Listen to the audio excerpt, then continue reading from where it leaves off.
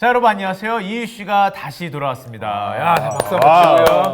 예. 죽지 않았습니다. 아직. 예. 저는 댓글 가끔 보거든요. 아, 저 댓글 안 봅니다. 아 그래요? 저도 안 저는 봅니다. 아직 클린합니다. 일화 주제가 악플로 재테크였어요. 그 뒤로는 제가 악플이 없어요. 그 얘기는 듣고 있습니다. 변호사 콘텐츠 하니까 너무 좋다. 악플러가 없다. 다음엔 검사님을 해달라. 실시간 댓글 보면서 쟤? 쟤? 캡처. 바로 산지직송으로 보낼 수 있는데 그러네요. 하지만 여러분들 뭐 양쪽 변호사인데 아무 힘이 없기 때문에 예, 그렇습니다. 하고 싶은 말씀도 달아주시면 될 것 같고요. 자, 오늘의 주제는 요즘 또 뜨거운 주제입니다. 보험 사기에 관한 주제입니다. 자동차를 문을 열다가 콕 쳤더니 친 사람도 오 하고 나오고 부딪힌 사람도 오 하고 나와서 먼저 눕는 사람이 차량은 다 이게 멀쩡한데 사람만 눕잖아요. 그러니까 신기한 기본 자세, 기본 자세 이거. 신기한 교통사고야. 제가 얼마 전에 뭐 커뮤니티에서 봤던 거는 SUV가 서 있는데 공 같은 게 콩콩콩 어디서 튀어왔어요. SUV를 통 쳤어. 근데 안에 있는 4명이 전부 다 입원을 하더라. 하시죠. 그리고 청구를 하더라, 보험료를. 네. 이거 말이 되냐? 왜냐면 교통사고는 기본적으로 즉시 나타나는 경우도 있지만은 그 다음 날 아침에 목이 뻐근하다.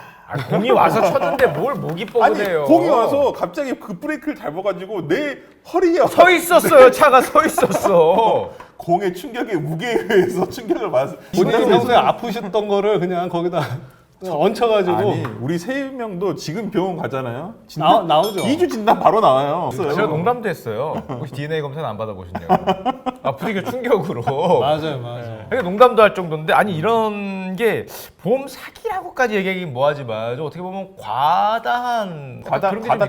청구죠. 과다 청구. 청구도 되고. 그러니까 우리나라가 굉장히 보험이 잘 돼 있는 체계잖아요. 병원에서 약간 그것도 이렇게 부추기는 경우도 있어요. 또 병원은 병원대로 이걸 가지고 또 마케팅을 하더라고요. 톡 치면은 우와 우리 병원에 와라.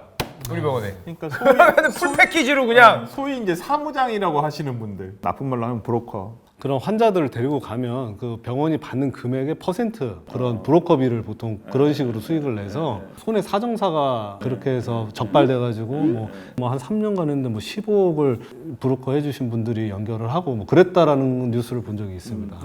우리가 지금 말씀만 드리고 있는 것들은 다 불법이에요. 이거 적법한 게 아니라 불법입니까? 다 불법이죠. 아니, 병원 이걸 마케팅을 하는 것도 불법이라고 할 수 있습니까? 마케팅은 상관이 없는데 브로커라고 아까 말씀드린 사무장이라든지 이런 사람들이 와서 치료비에 몇 퍼센트 떼어준다. 이건 다 불법이에요. 불법입니까? 당연히 불법. 의료 행위 자체와 그걸로 인해서 발생한 수익은 의료인이 가져가는 것이지 이것을 이런 식으로 나눠줘 버리면 안 되죠. 이런 건 전부 다 불법인데 사회 현실에 있는 부분이라서 오늘 저희가 한번 얘기를 하고 있는 거예요. 근데 최근에 보면은 좀 이슈가 많이 되고 있는 것 같아요. 특히 뭐 건보료 쪽에서도 그렇고 갑자기 이게 폭발적으로 늘어나는 그런 모습을 보이는데 그렇죠. 네. 뭐 이유가 있었을까요? 한때는 예를 들어서 한의원에 뭐 호텔식으로 만들어서 뭐 이렇게 한다. 이런 것도 있었고요. 일단 들어와서 최대한 비용을 크게 만들어라. 그렇죠. 이제 최근에는 안과 같은 경우는 이제 백내장 수술. 그건 또 뭡니까? 백내장 수술. 나이가 한 50 정도가 노안, 넘으면 노안이 오면서 약간 뿌얘지잖아요. 40만 넘어도. 그래요? 네, 저도 최근에 노안이 와서 50은 많이 버티셨어요. 노안 안경. 진짜. 40만 넘으면은 예전에- 이렇게 보죠? 아니 예. 예전에 선배들이 40이에요. 이렇게 보면 야 저 형 늙었네 이랬는데 저도 어느 순간 갑자기 이게 흐릿해요. 그래서 이렇게 봤거든요. 너무 잘 보이는 거야. 저는 어느 순간이 아니라 진짜 어느 날이었습니다.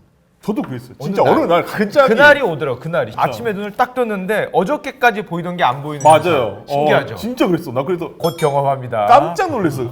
이렇게 오는구나. 진짜 천천히 그날이 오는구나. 왔죠. 예. 예. 아니 그런데 백내장 수술 저희가 뭔지는 알겠는데 네. 이걸로 뭐 어떻게 해서 보험금을 그러니까 탄 이게 겁니까? 노안 오시면 알잖아요. 잘 모르겠어요. 아직 근데 네, 아직 안 와서. 근데 나이가 있으면 이게 자연스러운 현상일 수도 있는 거예요. 근데 이것을 굳이 백내장 수술을 권유한다는 거예요. 안과에서. 특히나 강남에 있는 어떤 안과 병원에서 거의 뭐 한 200억 원? 맞아요. 조직적으로 이렇게 갑자기 백내장 수술로 인한 엄청나게 늘어났어요. 이게 수가가 계속 나가는 거예요. 형사적으로도 문제가 됐고요. 그다음 보험사기 특별법에 의해서도 처벌이 됐고 최근에는 이 백내장으로 인해서 예를 들어서 내가 건강보험을 신청을 하려면은 검사지를 하나 더 내야 되고 조금 더 꼼꼼하게 체크를 하고 있어요. 최근에. 어떻게 보면 일종의 그 의료 쇼핑 같은 걸 통해서 과잉 의료를 부추긴 다음에 그걸 통해서 보험금을 받는 거잖아요. 그럼요. 요즘에 또 안과 백내장이 또 안 되니까 뭐가 또 유행하냐면 다른 걸로. 뇌혈관 질환. 치질로 갈 것 같아요. 아니야, 치질은 명백하잖아요. 증상이 어느 정도. 간질간질한 그 경계상이 하나 있거든요. 아, 왜 웃으세요? 알잖아요. 간질간질한 분들. 아니 근데 해도 되고 안 해도 되는 이런 분들 이렇게 이게 해서. 눈으로 보이는 건 잡아내기가 쉽잖아요. 근데 안 뇌혈관은 보입니다. 한 명 한 명 내려보실 거예요? 제대로 됐는지? 아니, 뇌혈관 질환은 일단 육안으로 그러네요. 볼 수가 없잖아요. 그것도 위험하고. 네. 근데 내 머리가 어지럽다. 그럼 대학병원 가면 일단 CT부터 찍자. 최근에는 이런 것을 방지하기 위해서 보험 사기를 신고하면 포상금을 높였어요. 과거에는 포상금이 최대한 10억 정도가 됐는데 와, 10억이? 네, 요즘에는 그걸 2배로 올렸어요. 20억입니까? 20억까지. 올릴 예정이라고 합니다. 수사기관에서 잡아내기 굉장히 힘들어요. 환자 입장에서도 어찌 보면 본인 돈 안 들어가서 본인이 치료를 받게끔 되는 거라서 눈이 좋고 매부 좋은 거라서. 그렇죠. 그러니까 신고를 안 하는 경우들이 더 많죠. 실손보험료 너무 올라요. 이게 몇 퍼센트, 그러니까. 10몇 %씩 올라 1년에. 그러니까 그렇기 나는 간적 쳤는데. 네. 그럼 이거를 근본적으로 막기가 되게 애매한 게 보험 사기 특별법이라고 해가지고 보험 사기를 의율하는 법은 있어요. 형법상의 사기죄보다 조금 더 높게 처벌을 하거든요. 뭐 10년 이하의 징역이라든지 근데 5천만 원 이상 벌금으로 이제 처벌하긴 하는데 병원에서도 영업 수익을 생각하다 보니까 이런 것을 좀 악용하는 경우도 있어요. 근데 조심하셔야 돼요. 일단은. 근데 사실 뭐 자본주의 사회다 보니까 병원이 영리 추구하는 거를 또 뭐라고 하기도 애매하고 또 안 하기도 애매하고. 제가 옛날에 대학교 때 뭐 거의 20년 전이긴 하지만 그 보건학 교수님이 그런 말씀하셨어요. 뭐 흔히 뭐 미국식 의료 제도라고 표현을 하시더라고요. 저는 잘 모르지만 환자가 더 많이 아파야 의사가 더 돈을 많이 번다. 이 방향이 틀렸다. 그러네요. 그 환자가 더 안 아파야 의사가 돈을 많이 버는 명의로 만들어야 되는데 제도가 그렇지. 더 그래. 아프고 더 과잉 진료를 하게 만드는 그런 유인이 있는 제도에서 문제가 있다. 그래서 자기가 우리나라 의사의 공공의 적이다. 이런 얘기를 의사들이 싫어할 만 하시네요. 혼나는 건 아니겠죠. 아, 예. 이런 건 어떻습니까? 저랑 같이 근무하는 분들 중에 연봉이 엄청 높은 분이 있었어요. 차가 부딪혔어요.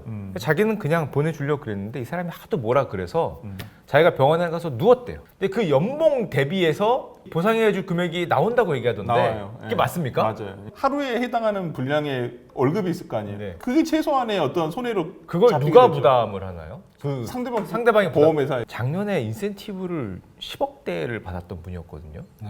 근데 그분이 한번 누우니까 연락이 바로 왔다고. 그렇죠. 모든 게 바로 해결이 돼 버렸다고. 많이 눕잖아요.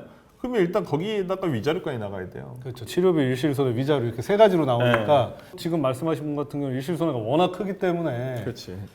빨리 그냥 가서 무릎 꿇고 아니, 적절하게 보험회사 직원이 아마 기겁을 했을 거예요. 솔직히 그렇게 또 돈 많이 받으신 분들은 본인 시간이 없어서 입원을 못 하세요. 맞아요. 예, 그런 분들은 실제적으로. 오히려 그럼 그 실제적으로. 손실이 기본적으로 보험회사가 당연히 지겠지만 그 보험료가 가해자만 올라가는 거예요? 전체적으로 다 올라가는 이제 거예요? 일단은 가해자가 올라가는데 이제 나중에 다 같이 보험료율이 올라가니까 올라가 버리게. 결국에 이제 그런 식의 어떤 사고가 발생이 되면 전 국민 보험료가 올라간다고 봐야 되네요. 그렇죠. 그렇죠. 예. 저는 보험사도 문제가 있다고 봐요. 우리 보험 소송 많이 하잖아요. 근데 희귀성 질환이라든지 이런 걸로 해서 내가 보험금 청구를 하게 되면 잘 안 해주는 경우도 꽤 많아요. 근데 이걸 소송을 끌고 가.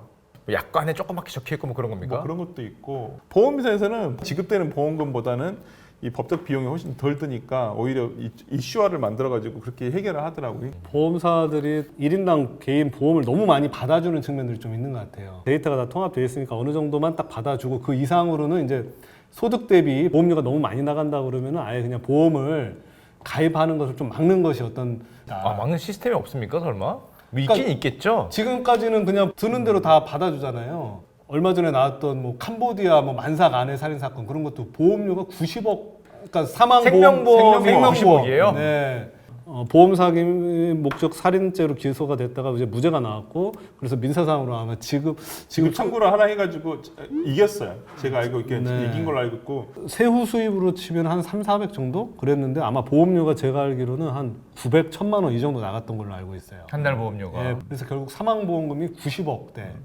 조수석 쪽을 쳐서 배우자는 사망하고 사망하고 본인은 살고. 이 운전자는 가해자는 졸았다. 졸았다. 졸음 운전이라고 맞아요. 하는데 불과 사고 한 2, 30초 전쯤에 이 사람이 이렇게 뭐 브레이크를 밟고 핸들을 근처에 와가지고 이렇게 틀거나 뭐 이런 것들을 다 분석을 했었어요. 그것이 알고 싶다 해서.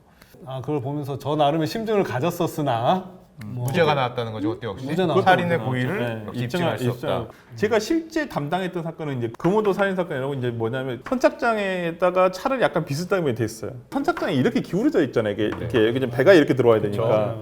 근데 중립으로 기어를 놨다 해가지고 남자분이 차에서 내렸는데 차가 밑으로 그냥 자연스럽게 이렇게 바다로 들어갔다. 바다로 들어가면서 이제 배우자가 사망했죠. 그렇죠. 사망한 케이스인데 전형적인 보험 저는 살인이라고 보거든요. 1심에서는 유죄가 났어요. 그래서 15년형을 선고받았는데 2심에서는 무죄가 났고 3심에서도 무죄가 확정이 됐어요. 왜? 이렇게 기울어져 있는 선착장에 차를 놔뒀는데 예를 들어서 누군가 이렇게 밀어가지고 차가 밀렸다라고 한다면 되는데 이게 그냥 놔둬도 차가 미끄러지더라. 그럴 가능성도 있기 때문에 이 사람의 살인 고의를 입증할 살인의 수 고의를 없다. 입증할 수 없다. 근데 제가 입회를 했었었는데 저는 이제 나중에 이 사건과 관련해가지고 여러 가지 얘기를 많이 들었어요. 본인이 뭐 자기가 죽였다라고 얘기를 했다는 얘기도 있고 뭐 심증은 너무나 가는데 살인의 고의를 입증할 만한 증거가 나타나지 않아서 이제 무죄가 된 케이스고 과실치사죄로 해가지고 아마 3년인가 복역하고 나와서 지금 민사소송 제기하고 있는 걸로 아는데 그 보험회사가 이겼어요. 1심에서.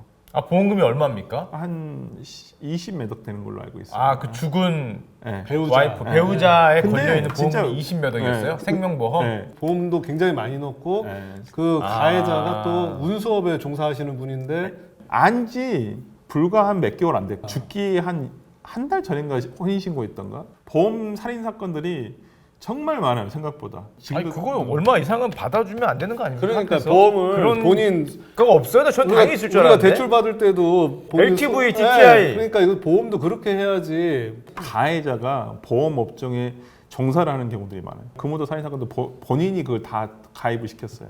본인이 모집인이었기 때문에 경제가 어려워질수록 약간 더 이런 범죄들이 더 많이 벌어지는 것 같아요. 한탕하려는. 그렇죠. 보험이 예. 가장 쉽거든요.